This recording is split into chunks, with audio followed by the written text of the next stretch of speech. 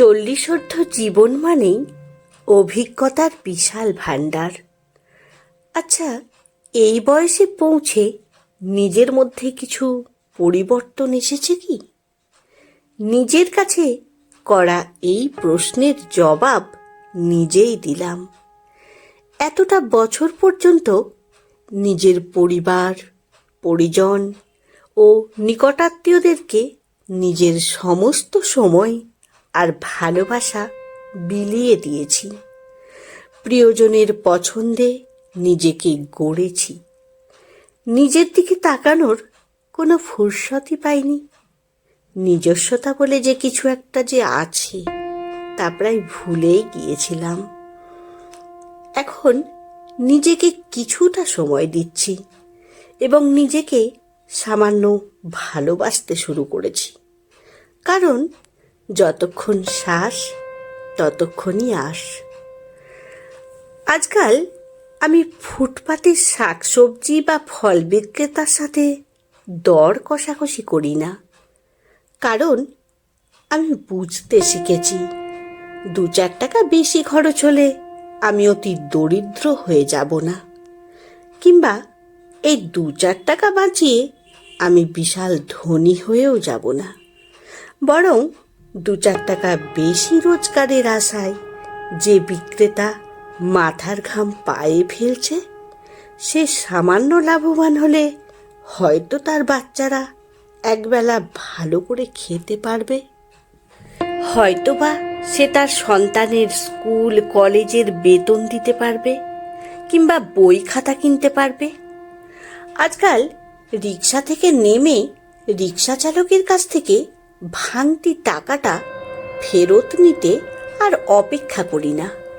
রাত দিনের কঠোর শ্রমে পাণ্ডুর শরীরে রিক্সা চালিয়ে কয়টা টাকা বেশি পেলে হয়তো তার পরিবারের অনাহার ক্লিষ্ট সন্তানের মুখে হাসি ফুটবে উদরপূর্তি খাবার পেয়ে। মা বাবার বয়সী কোনো বয়স্ক মানুষের বলা একই গল্প বারবার শুনেও থামতে বলি না। বুঝতে শিখেছি এই গল্পগুলোতে তাদের অতীতের স্মৃতি জড়িয়ে আছে। আমার সাথে কথা বলে তারা স্বস্তি বোধ করে, রিল্যাক্সড ফিল করে, যা তাদের জীবনে কিছুটা আনন্দ বয়ে আনে। তাই আমি আর সেই আগের মতো তাদের কথা শুনে বিরক্ত হই না, বরং মনোযোগী শ্রোতার মতো গভীর মনোযোগ নিয়ে তাদের কথা শুনতে থাকি। এক একটা জীবন যে কত শত ইতিহাসের আকর। মানুষের ভুল ত্রুটি দেখে তাকে শুধরে দেবার জন্য এখন আর আগের মতন প্রাণপণ লড়াই করি না। 2-1 বার সাবধান করেই থেমে যাই। অবস্থা বুঝে হয়তো বা বলি না। কারণ আমি বুঝতে শিখে গেছি সারা পৃথিবীর লোকদের শুধরে দেবার দায় আমার একার নয়। যার যার কর্মফল সে ভোগ করবে। বরং নিজের দৃশ্যমান ভুল ত্রুটিগুলো অবিরত শুধরে নিই, নিজেকেই বদলে নিই। এখন আমি অবসর পেলে বিনা কারণেই মানুষের সাথে কথা বলি, তাদের খোঁজ খবর নিই। তাদের জীবনের অতি নগণ্য বা ক্ষুদ্র অর্জনের জন্য হলেও অভিনন্দন ও শুভ কামনা জানাই। তাদের প্রশংসা করি।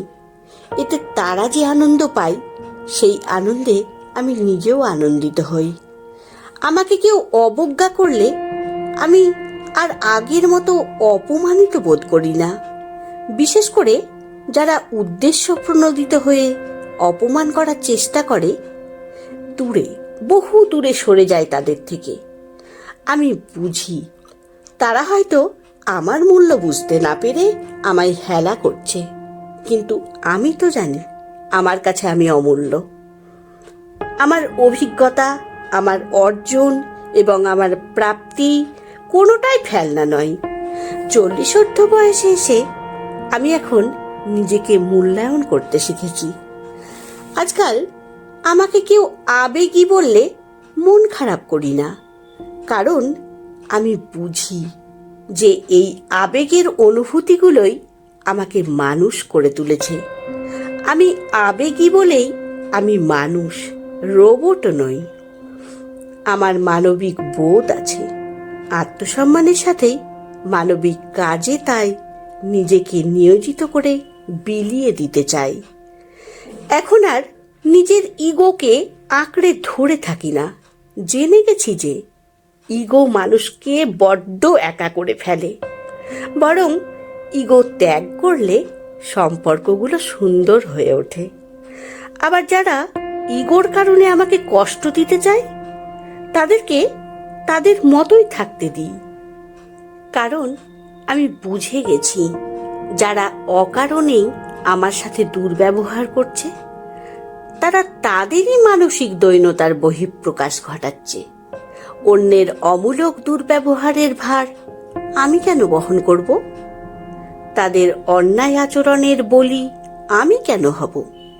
ভদ্রতা মানেই দুর্বলতা নয়, বরং ভদ্র বলেই আমি প্রখর ব্যক্তিত্বের অধিকারী। এই পর্যায়ে এসে খুব ভালোভাবে বুঝতে শিখেছি শান্তিতে বেঁচে থাকার জন্য বেশি কিছুর প্রয়োজন নেই। আর্থিক নিশ্চয়তা, স্বাধীন ব্যবসা বা চাকরি হোক, মাথার উপরে একটা ছাদ বা আশ্রয়স্থল, পর্যাপ্ত খাদ্য ও পোশাক আর প্রিয়জনের সান্নিধ্য বড্ড জরুরি। এরপর বাকি সবই বাহুল্য। আজ জীবনের পড়ন্ত বেলায় আমি বুঝে গেছি নিজের আনন্দের জন্য অন্যের ওপর নির্ভর করতে নেই।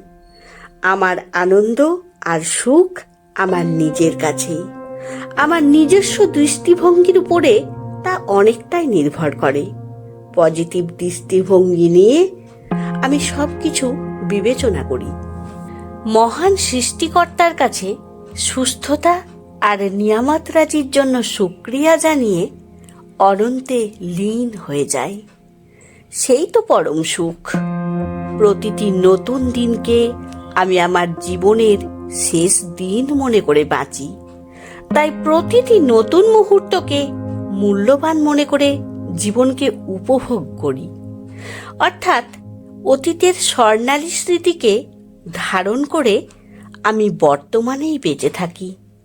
অতীত কিংবা ভবিষ্যতের কোনো ভাবনা একদম নয়। হ্যাঁ, এই 40 বয়সে পৌঁছে আমি জীবনের প্রকৃত মানে কিছুটা হলেও বুঝতে শিখে গেছি।